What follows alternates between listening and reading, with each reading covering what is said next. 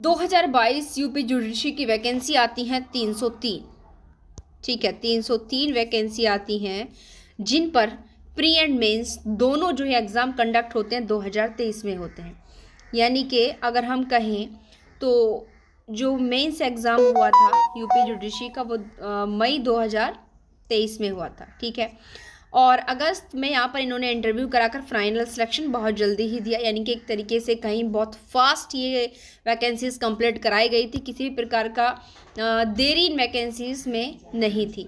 But यहाँ पर अब सबसे बड़ी बात आती है कि जितनी जल्दी ये वैकेंसीज़ फिल की गई थी उतना ही बड़ा घोटाला इन वैकेंसीज़ में किया गया था। जी हाँ, 25 कॉपियों की अदला बदली हुई थी। ये तो अदला बदली है, साथ ही साथ ये पहला मौका यहाँ पर कमीशन ने दिया था कि कैंडिडेट जो है अपनी मेंस की कॉपी देख सकते हैं।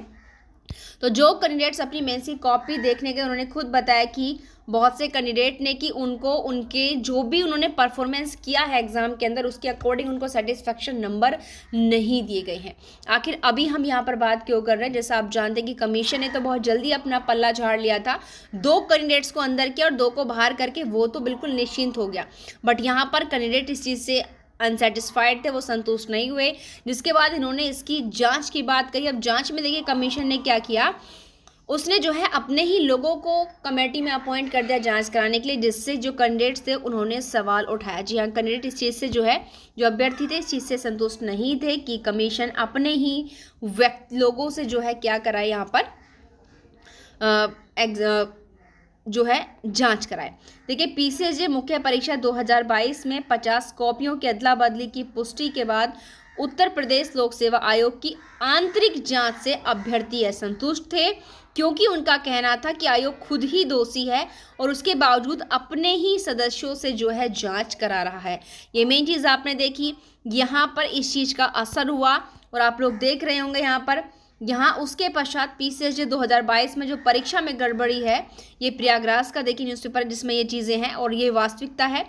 और जांच न्यायिक आयोग के हवाले कर दी गई है। जो हाईकोर्ट के पूर्व जस्टिस थे न्यायाधीश गोविंद माथुर, उनको उस कमीशन का अध्यक्ष बना दिया गया है।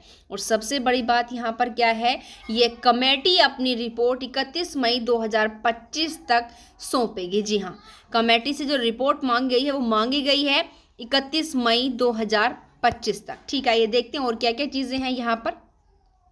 इलाहाबाद हाईकोर्ट ने उत्तर प्रदेश लोक सेवा आयोग की ओर से आयोजित पीसीएसजे मुख्य परीक्षा 2022 में उजागर हुई खामियों और जो आरोप हैं उनकी जांच के लिए हाईकोर्ट के सेवानिवृत्त मुख्य न्यायाधीश गोविंद माथुर की अध्यक्षता में एक सदस्यीय न्यायिक आयोग गठित किया है।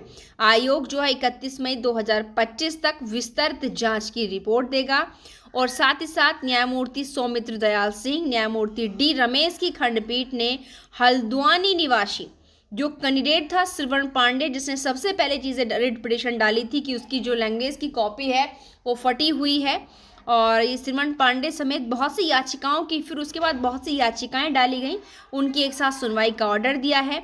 कोर्ट ने यूपीपीएससी को प्रकरण की जांच के लिए परीक्षा की जितनी भी उत्तर पुस्तिकाएं हैं और अन्य संबंधित दस्तावेज सुरक्षित रखने का ऑर्डर दिया कि इन उत्तर पुस्तिकाओं को जो अदर डॉक्यूमेंट्स हैं उनको तब तक मामला फाइनल नहीं हो जाता तब तक उनको सेफ रखा जाएगा सारे रिकॉर्ड को। और पीसीएसजे 2022 की मेन परीक्षा की कॉपियों में अदला बदली, अंकों में हेरा फेरी के आरोप लगाते हुए कैंडिडेट्स हाईकोर्ट पहुंचने पर यूपीपीसीएस ने सारे आरोप निराधार बताए। जब कैंडिडेट ने आरोप लगाया तो यूपीपीसीएस ने क्या कहा, जो उत्तर प्रदेश लोक सेवा आयोग है उन्होंने कहा कि सारे ही आरोप निराधार हैं और कोर्ट ने आयोग से कॉपियां तलब की तो आयोग ने पलटी मारी और उसके बाद अपनी ही आंतरिक जांच बिठा दी। फिर कमीशन ने हाईकोर्ट में कॉपियों की कोडिंग में यह कहा कि ये एक मानवीय भूल है, गलती से अंकों की अदला बदली होनी उसने एक्सेप्ट भी की और पहले ये चीज़ें जो है मानवीय भूल बताई जा रही थी। आप किसी के भविष्य से खिलवाड़ कर रहे हो और कह रहे हो कि ये मानवीय भूल है, क्योंकि एक बच्चा जब प्रिपरेशन करता है तो अपनी पूरी एनर्जी लगाता है, अपना समय लगाता है, हर चीज़ वो भूल जाता है और उसके बाद सबसे बड़ी चीज़ होती है उसके लगाया हुआ समय और उसका लगाया हुआ पैसा। ये ऐसे ही नहीं आते हैं, जो कैंडिडेट लगाता है जिनके पास नहीं होता है उनसे पूछिए कि कितनी मेहनत से कोई किया हुआ एग्ज़ाम होता है, उसको आप ये कह दे कि ये एक मानवीय भूल हो गई है तो उनके लिए असहनीय बातें हैं। संशोधित परिणाम भी उसने देखिए जारी कर दिया था, 2 को चयन कर लिया और 2 को बाहर कर दिया था। इसके बावजूद भी कैंडिडेट संतुष्ट नहीं हुए। उन्होंने हाईकोर्ट से मामले की सुनवाई के लिए जनहित याचिका लाने के अनुरोध किया, बट हाईकोर्ट ने यहाँ पर कहा कि जनहित याचिका आप नहीं लाओगे, क्योंकि हाईकोर्ट का जो कोर्ट का दरवाजा है वो आप लोगों के लिए हमेशा खुला है। अभी कोर्ट जो है इसमें सुनवाई कर रहा है, तो जनहित याचिका लाने का कोई इसमें औचित्य नहीं बनता।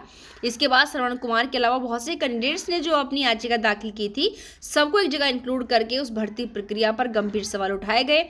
और न्यायालय, अब आप देख रहे होंगे, इस मामले में पूरी तरीके से स्टूडेंट्स के साथ है। यहाँ पर अभी फिलहाल 31 मई 2025 तक यहाँ पर उन्होंने अपनी लास्ट फाइनल जो है रिपोर्ट सबमिट करने के लिए कहा है। उसके बाद इस मामले में देखिए जो भी यहाँ पर सुनवाई होगी अब आखिर में, वो जुलाई में ही होगी, यानी कि जब ये अपनी रिपोर्ट प्रस्तुत कर देगा कोर्ट को 31 मई 2025 तक, तब उसके बाद इसमें जो नेक्स्ट हियरिंग होनी है इस मामले में वो कब होगी, जुलाई में होगी।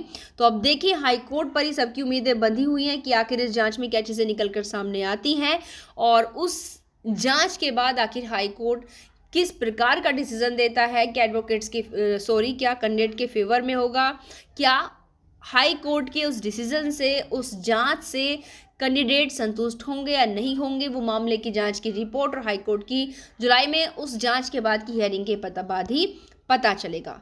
Thank you.